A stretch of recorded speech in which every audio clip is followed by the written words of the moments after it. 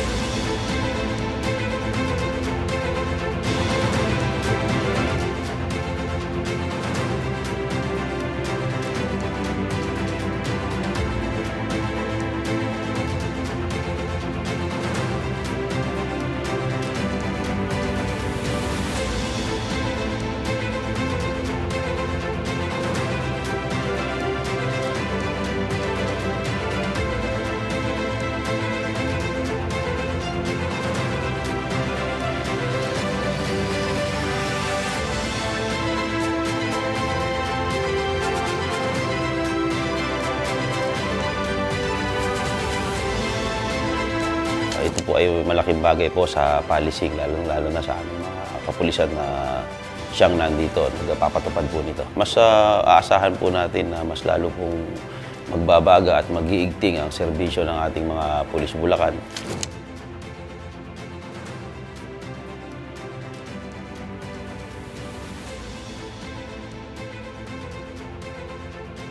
Ladies and gentlemen, magandang umaga po sa ating lahat. Our guest of honor speaker is a man whose personal story is deeply rooted in values of integrity, discipline, and service. Mga kasama, Team Bulacan Police Provincial Office, ang kakampi natin sa NAPOLCOM. Ladies and gentlemen, our guest of honor speaker, the Vice Chairperson and Executive Officer of NAPOLCOM, Commissioner Rafael Vicente R. Calinista.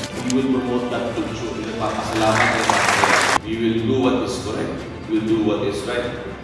And I hope you help me succeed. So ang makiusap ko is, since we're doing things for you, let us do and serve our people. Bingo. Since we're doing things for you, let us go out and serve our people. And when I say serve our people, I say serve them humbly. Hindi lisensya yung uniforme sa kayabangan. Hindi lisensya ang kapangyarihan sa kayabangan. Kung magpupulis lang din kayo at gagawa lang din kayo ng kalokohan, huwag nilang subukan. So that being said, maraming salamat sa inyo at magandang umaga.